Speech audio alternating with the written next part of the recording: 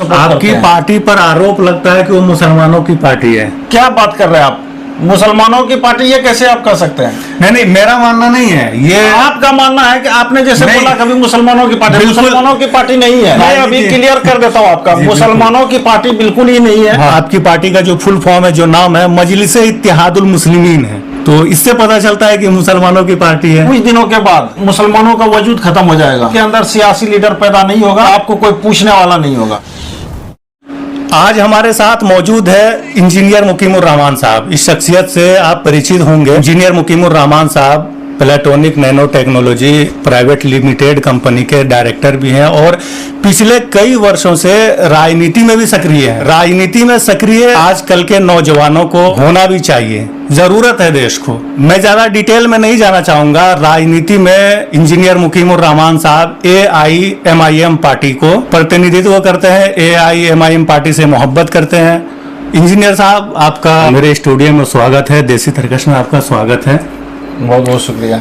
आज आपसे nano technology पर बात नहीं होगी, आज मैं आपसे बात करूंगा राजनीति के मुद्दे पर, और भी 2-4 सवाल है उन पर मैं आपसे बात करूंगा, क्योंकि अभी हाल फिलहाल में लोकसभा का चुनाव भी गुजरा है, झारखंड में विधानसभा चुनाव भी आने वाला है, क्षेत्र में बहुत सारी पार्टियां सक्रिय भी हो गई है और जरूरत भी है आजकल के दौर में राजनीति पर बात करना।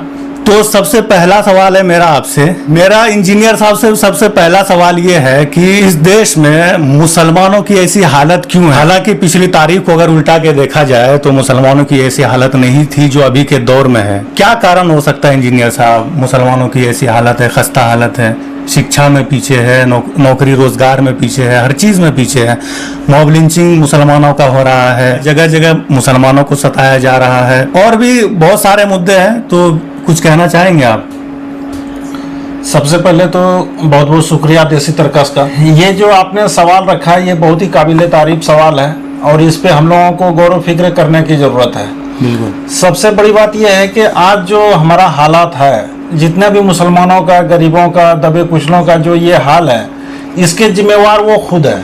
इसके जिम्मेवार खुद इसलिए हैं कि हम दूसरों के ऊपर ब्लेम नहीं कर सकते। हम अपने रास्ते से भटक गए हैं, रास्ते से भटक गए। इनसे सबसे पहली आयत जो है इक़रा, पढ़ो, फर्ज बताया गया है। बिल्कुल।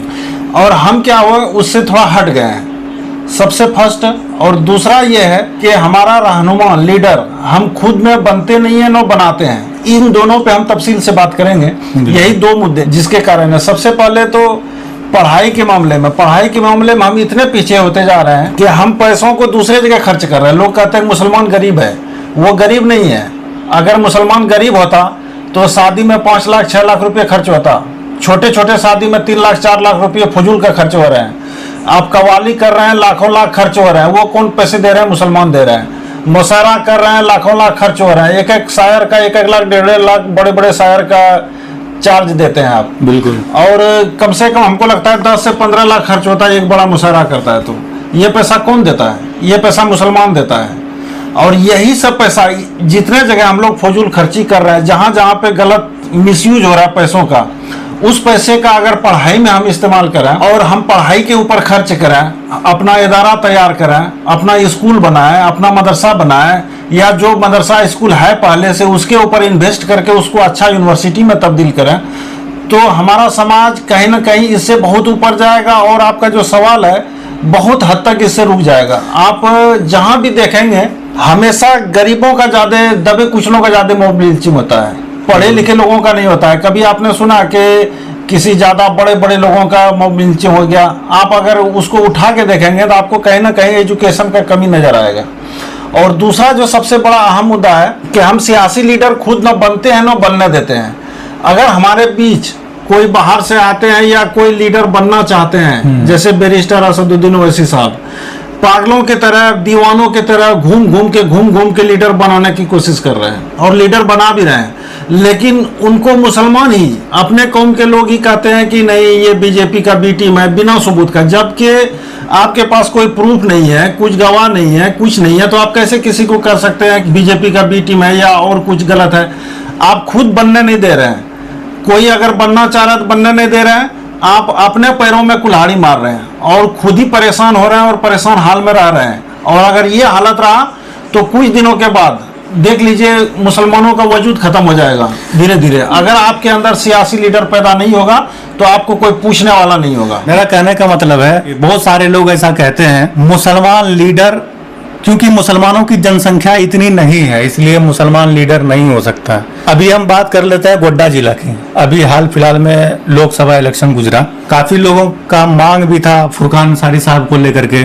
तो लोगों का मानना है कि मुसलमानों की आबादी इतनी नहीं है इसलिए मुसलमान लीडर नहीं हो सकता, या भी और भी बहुत सारी बातें हैं। मुसलमानों को या अल्पसंख्यक को या किसी एक खास समुदाय को लीडर बनाने में लोग घबरा जाते हैं कि क्या पता अगर जिसकी जनसंख्या कम है उनको अगर लीडर बना दिया जाए तो क्या मालूम दूसरी पार्टी जीत जाए, इसलिए लीडर नहीं बनाना चाहते हैं लोग। तो इस पर आप क्या कहना चाहेंगे? आपका ये बहुत अच्छा सवाल है जनसंख्या को लेकर। इसके लिए मैं आपको एक एग्जांपल देता हूँ, आपका सारा थॉट क्लियर हो जाएगा। एक हॉस्टल था, अच्छा, वहाँ पे लगभग 100 लड़के रहते थे। तो उसमें सुबह नाश्ता में पूरी और सब्जी दिया जाता था। ठीक। तो उसमें कुछ दिनों के बाद विरोध चालू हुआ कि नहीं, पूरी सब्जी हम लोग नहीं खाएंगे, हम लोग दूसरा खाएंगे। हाँ। मतलब सबका अपना तरह तरह का, हाँ, हलवा पराठा हाँ, और भी खीर बहुत पूरी सारे खाएंगे, झाल मुड़ी खाएंगे, पूरी सब्जी नहीं खाएंगे। हाँ। उसमें से कुछ लड़कों का पूरी सब्जी में बहुत इंटरेस्ट था। अच्छा। तो इस पे थोड़ा लड़ाई हुआ। इसके बाद क्या हुआ, फैसला ये हुआ कि वोटिंग किया जाए। ठीक। और जिसका तादाद ज्यादा निकलेगा वही चलेगा। तो इसके बाद क्या हुआ कि जब वोटिंग हुआ तो पूरी सब्जी खाने वाले ना सिर्फ 20 ही थे। ठीक। और उधर 80 अदर थे। तो ये लोग तो पूरा घबरा गया। तो सबकी अलग अलग चॉइस थी, बाकी सिर्फ पूरी सब्जी खाने वालों की 20 मात्र 20 संख्या थी। ये सब पूरा घबरा गया। अब तो हम लोगों का गया पूरी सब्जी मिले, वो सब पूरा खुश था कि नहीं, हम लोगों का तो मस्ती है, वोटिंग के द्वारा हम लोग कर लेंगे। जब वोटिंग हुआ तो उसमें बहुत सारे लोगों ने, सबने वोटिंग किया अपना अपना। कोई कुछ किया, कोई कुछ किया, कोई लिट्टी चोखा किया, कोई रोटी सब्जी किया, कोई हलवा पराठा किया, कोई ये किया, कोई खीर पूरी किया। तो इसका नतीजा ये निकला कि उस सबका जितना भी वोटिंग हुआ 80 आदमी का, कोई 5 वोटिंग पड़ा, किसी 10 वोटिंग पड़ा, क्योंकि नाश्ता तो बहुत सारा है। हाँ। किसी का 20 वोटिंग पड़ा। और ये पूरी सब्जी वाले जो 20 थे, 20 ने 20 को वोट दिया। हाँ। और वहां पे आज तक वही पूरी सब्जी चल रहा है। तो कहने का मेरा मतलब ये है कि जनसंख्या को नहीं देखना चाहिए। जनसंख्या का कोई महत्व ही नहीं है। वैल्यू ये है कि हम अपने आप में स्टैंड रहें और अपने जगह पे खड़े रहें। आप देख लीजिए बिहार का कुछ दिन पहले क्या हुआ, नीतीश कुमार का क्या हैसियत था उतना सा सीट लाके, लेकिन उसका क्या रोल रहा सरकार बनाने में। अब आप सोचिए, सरकार बनाने में सबसे अहम रोल नीतीश कुमार का भी है। किंग मेकर क्यों हुआ, कितना सीट लाए थे जो हो गया, ये इसके बारे में गौर करने की जरूरत है।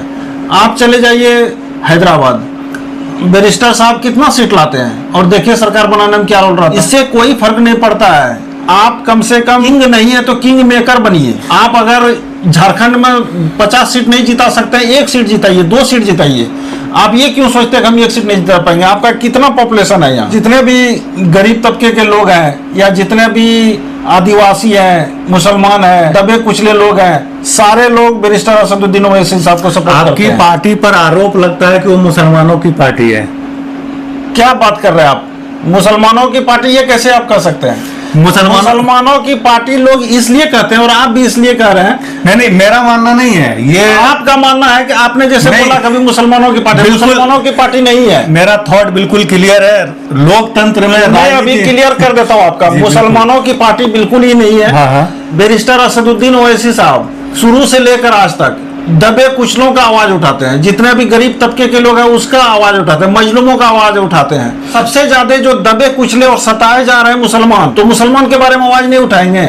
आदिवासी के बारे में भी आवाज उठाते हैं। जितने भी गरीब तबके के लोग हैं उसके बारे में आवाज उठाते हैं। तो लोगों को लगता है और आपको भी लगता है नहीं कि देखिए मेरा थॉट क्लियर है। लोग ये कहते हैं और विपक्षी पार्टी भी आरोप लगाती है कि AIMIM मुसलमानों की पार्टी है, क्योंकि आपकी पार्टी का जो फुल फॉर्म है, जो नाम है, मजलिस इत्तेहादुल मुस्लिमीन है। तो इससे पता चलता है कि मुसलमानों की पार्टी है। नाम से कोई फर्क नहीं पड़ता है। और नाम हालांकि देखा जाए मुस्लिमीन है, वो सबको जोड़ने का काम करता है। हालांकि इस बात को मैं भी क्लियर कर देता हूँ कि देश में और भी बहुत सारी पार्टियां हैं। बजरंग दल है, शिवसेना है, उसी प्रकार मजलिस इत्तेहादुल मुस्लिमीन भी है।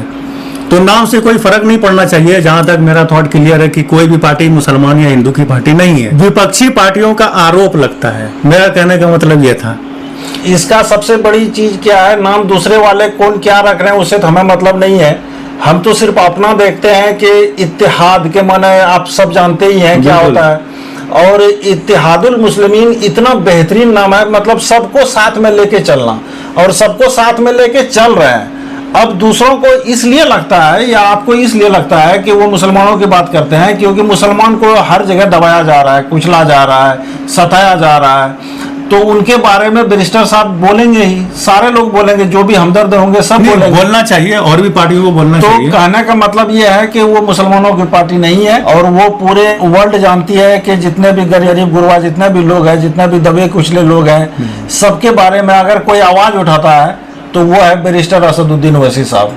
अभी जितने जगह प्रॉब्लम में आता है सबसे पहले खड़े रहते हैं बैरिस्टर असदुद्दीन ओवैसी साहब, और आज उनको मुसलमान ही नहीं गैर कौम सब मिल के साथ दे रहे हैं। अभी कितने नेता भी आए, लीडर भी आए, बड़े बड़े, आप इलेक्शन भी लड़े गैर मुस्लिम, और अभी सारे लोग साथ दे रहे हैं, इसमें मुस्लिम और इसका कोई ये है ही नहीं।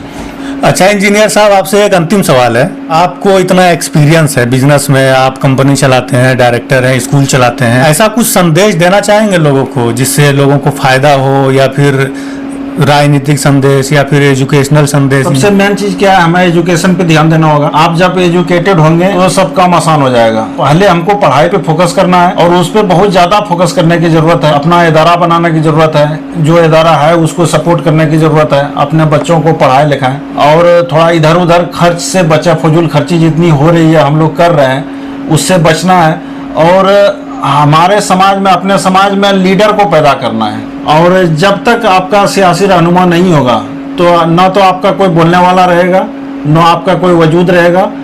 इसका सीधा सीधा फॉर्मूला है, आपको सियासी तौर पे मजबूत होना पड़ेगा। आपका जो हिस्सेदारी है वो आपको लेना पड़ेगा।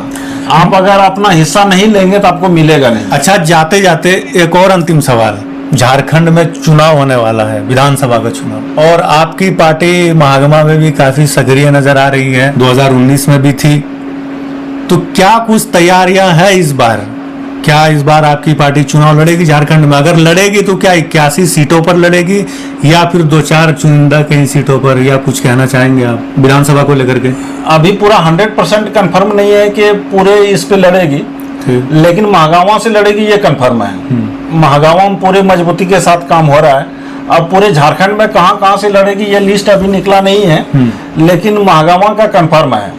यहाँ पे आदेश है कि मेहनत कीजिए, काम कीजिए, और यहाँ पे काम हो रहा है, बहुत अच्छा काम चल रहा है। इस पे और मेहनत करने की जरूरत है। अच्छा, क्या लगता है आपको महागमा में आपकी पार्टी सक्सेस हो पाएगी, सीट निकाल पाएगी, जीत पाएगी? क्योंकि यहाँ 2 दिग्गज पार्टियां हैं, एक कांग्रेस, एक बीजेपी। कांग्रेस से तो अभी हाल फिलहाल में मंत्री भी बनी है। बीजेपी के जो नेता है पिछले 15 साल से वो विधायक भी थे। क्या लगता है आपको, काफी मुश्किल नहीं हो जाएगा आपकी पार्टी के लिए? यहाँ के जनता या हम खास करके जब से होश संभालने हैं तो वही अल्टरनेट चल रहा है, कांग्रेस बीजेपी। बिल्कुल। लेकिन यहाँ के लोगों को मिला कुछ नहीं है, बहुत बुरा हाल है इलाके में। मेरा जो मानना है, हर जगह जो हम घूमे फिरे देखें, रोडों का क्या हाल है, बिजली का क्या पोजीशन है, एजुकेशन का क्या सिस्टम है, सारा चीज बद से बदतर है, उतना अच्छा नहीं है। और शुरू से देखते आई है जनता, लेकिन इस बार पब्लिक यहाँ पे मन बनाई है कि यहाँ से इस बार बैरिस्टर असदुद्दीन ओवैसी साहब को यहाँ से जिता के दें। और ये पिछले बार ही हो गया था, पिछले बार में कुछ ऐसा सिचुएशन आया था, उस बार सारे लोग बोले थे नहीं इस बार हम लोगों को वोट देने दीजिए, अगले बार जो है AIM को फुल्ली सपोर्ट करेंगे।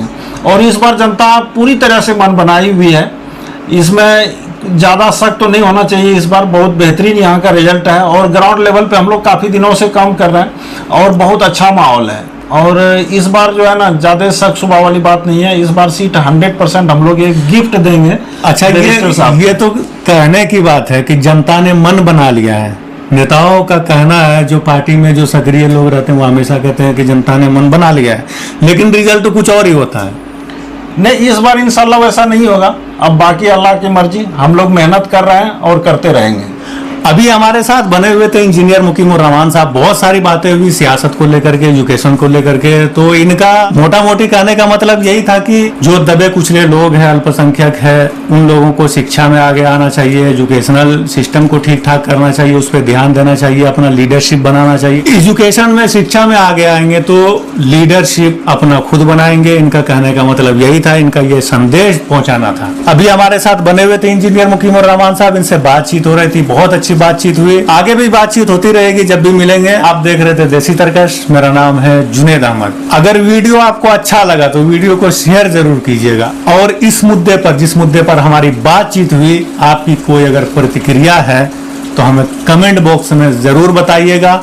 अगर कोई सवाल है तो सवाल जरूर कीजिएगा, सवाल हम इंजीनियर साहब तक पहुंचाएंगे और इसका जवाब देने की कोशिश करेंगे। और दूसरी बात, अगर इस वीडियो को आप फेसबुक पर देख रहे हैं तो पेज को फॉलो कर लीजिए, और यूट्यूब पर देख रहे हैं तो सब्सक्राइब जरूर कीजिएगा।